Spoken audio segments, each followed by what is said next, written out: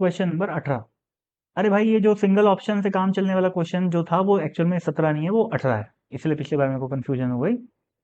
चलो ठीक है, देखते हैं। देखो भाई, अब इसमें कुछ कुछ बोल रखा है कि भाई वैसे चाहो तो पढ़ लो। अल्फा बीटा कांस्टेंट है, अल्फा बीटा के बराबर नहीं है ना। और एक खास बात ये लिखी हुई है कि in each case the force acting on the particle is either zero or conservative. ये बात इंपॉर्टेंट है, ठीक है। लिस्ट टू में list two contains 5 physical quantities of the particle।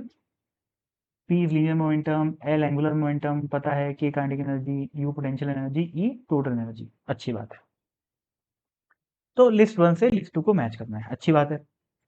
अब देखो यार, एक तो तरीका होता है एकदम मतलब महाघटिया तरीका। वो क्या तरीका है कि एंगुलर मोमेंटम की बात किया हुआ है तो मैं आर को पहले डिफरेंशिएट करके वी निकालूं और फिर R cross V into M करके मैं एंगुलर मोमेंटम निकालूं और उसके बाद उसकी चर्चा करूं। भाई बिल्कुल नहीं। इतने सारे ऑप्शन है, कहाँ कहाँ करते रहोगे भाई, बिल्कुल नहीं करना है। ठीक है ना। डायरेक्ट तो कुछ नहीं है ना। डायरेक्ट अपने को केवल आर दिया हुआ है। न डायरेक्ट मोमेंटम की बात की, न डायरेक्ट एल की बात की, न के की बात की। डायरेक्ट किसी की बात नहीं भाई। के लिए भी वेलोसिटी चाहिए, तो क्या डिफरेंशिएट करके सबकी वेलोसिटी निकालते रहोगे? नहीं। ठीक है। तो इस क्वेश्चन की अप्रोच क्या परफेक्ट अप्रोच है लीस्ट टाइम में सॉल्व करने वाली, वो क्या है? देख, अगर मैं पहली इक्वेशन को देखूं तो ये alpha T I cap plus beta T J cap लिखा हुआ है। ये साफ चिक चिक के बोल रही इक्वेशन कि ये कांस्टेंट वेलोसिटी की इक्वेशन है। एक्स डायरेक्शन में अल्फा और वाई डायरेक्शन में बीटा। तो ये बेसिकली क्या है? ये एक स्ट्रेट लाइन मोशन।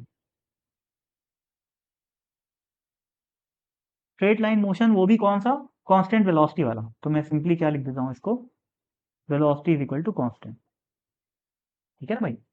ये आर टाइम का फंक्शन है, वेलोसिटी टाइम का फंक्शन नहीं।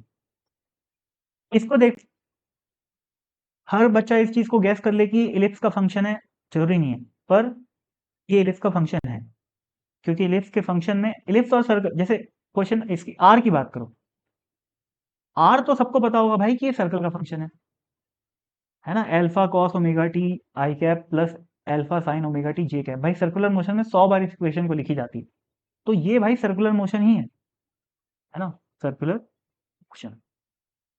अब इलिप्स का सब किसी को आइडिया नहीं होगा, लेकिन अपन लोग मैथ्स भी पढ़ते हैं, हल्का फुल्का आइडिया होना चाहिए कि इलिप्स और सर्कल में एक ही फर्क होता है कि यहाँ पर दोनों में अल्फा अल्फा आता है और इलिप्स में अल्फा बीटा आता है, यानी कि अलग अलग होता है।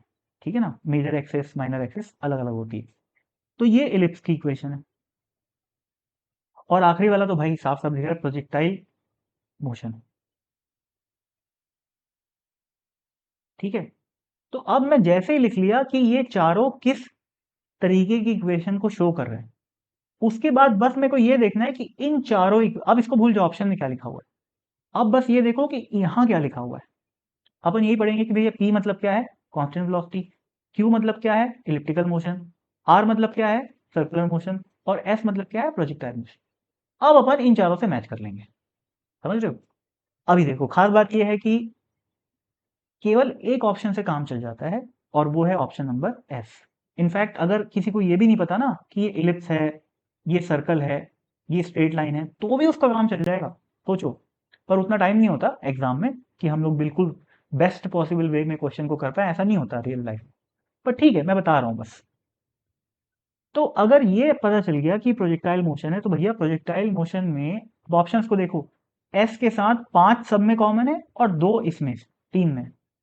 और 2 है क्या, एंगुलर मोमेंटम है भाई। भाई प्रोजेक्टाइल मोशन में एंगुलर मोमेंटम कहाँ कंजर्व होता है यार? प्रोजेक्टाइल मोशन में ग्रेविटी का टॉर्क लगता है, ग्रेविटी का फोर्स लगता है। और उस टॉर्क की वजह से जिस पॉइंट से फेंका गया है उस पॉइंट के अबाउट एंगुलर मोमेंटम चेंज होते रहता है। तो एस टू के साथ तो जा ही नहीं सकता। और ऐसा एक ही ऑप्शन अवेलेबल है, ऑप्शन नंबर ए। तो इस वजह से ए इसका आंसर हो गया। समझ रहे हो अप्रोच?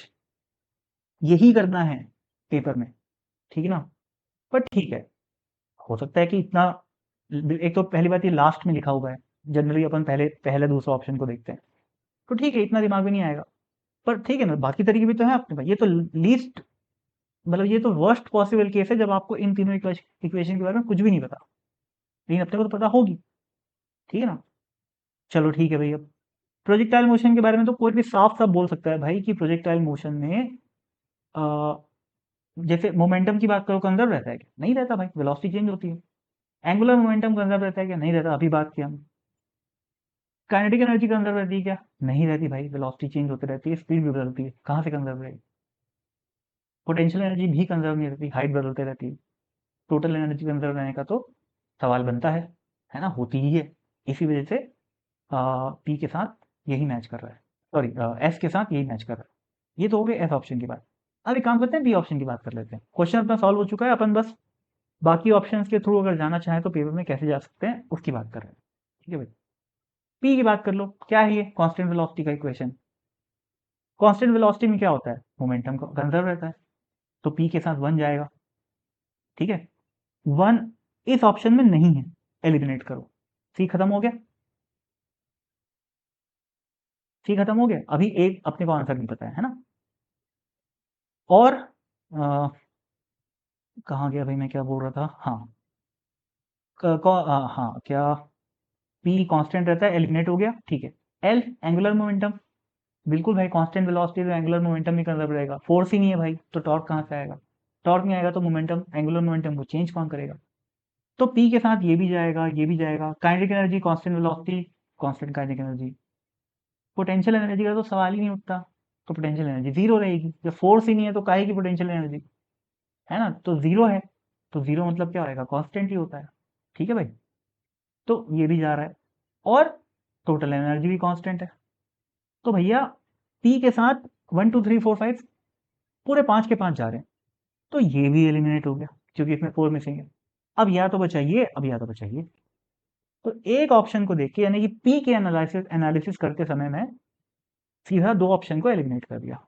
अब देख लो भाई, अब अंधा जैसे ना क्यू को सॉल्व करने में मत लग जाना। अब ऑप्शन को देखना है अपने को, ऑप्शन को देख के ये जज करना है कि अगला मेहनत में कौन से पी क्यू आर एस में से कौन से में मेहनत करने वाला हूँ। ठीक है, तो यहाँ दोनों में 5 5 तो है ही भैया। क्यू का पंगा है इसमें, 2 या 3 में से कोई एक क्यू में जा रहा होगा, चेक कर लो। चलो, लेकिन क्यू इलेक्ट्रिकल मोशन है तो थोड़ा सा हम घबरा भी सकते हैं, है ना? तो लेकिन यहाँ पर कोई ऑप्शन है नहीं 2 और 3 में से। एक मिनट ना,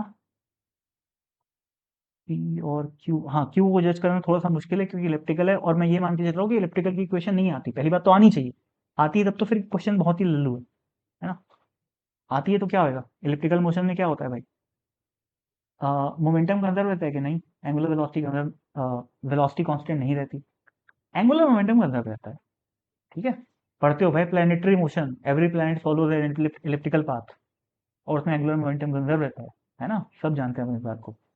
स्पीड कांस्टेंट नहीं रहती तो काइनेटिक एनर्जी भी कांस्टेंट नहीं रहती। पोटेंशियल एनर्जी कांस्टेंट रहती है क्या? नहीं, क्योंकि सन से अर्थ की डिस्टेंस बदल रही है, तो पोटेंशियल एनर्जी बदल रही है, तो ये भी नहीं आएगा। लेकिन टोटल एनर्जी यहाँ पर भी क्या होती है? कांस्टेंट रहती है। तो पी और मतलब क्यू के साथ 2 और 5 आना चाहिए, ये चीज़ यहाँ पर दिख रही है, यहाँ पर नहीं दिख रही, तो इलिप्स का आइडिया है तो सीधा अपना आंसर आ जाएगा। ठीक है ना? और अगर इलिप्स का आइडिया नहीं है तो अपन लोग क्या करेंगे? एस वाले ऑप्शन को देखेंगे। आर को क्यों नहीं देखेंगे? क्योंकि आर में भाई दोनों में कॉमन है। ठीक है ना? एस को देखेंगे तो फिर तो वही वाली बात आ गई यार, है ना, जो अपन सबसे पहले किए थे। लेकिन मेरे हिसाब से हर बच्चा पहले ये करेगा, पहले वो पी ऑप्शन को ही देखेगा, क्योंकि पहले फर्स्ट जो रहता है अपन उसी को ध्यान देते हैं भाई।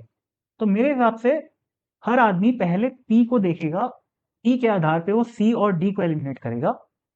उसके बाद ए और बी में से कोई डिसाइड करना है तो या तो वो इसके आधार पे डिसाइड करेगा, 2 और 3 के आधार पे, यानी कि इस ऑप्शन को एनालाइज करना पड़ेगा, या तो फिर वो क्या करेगा?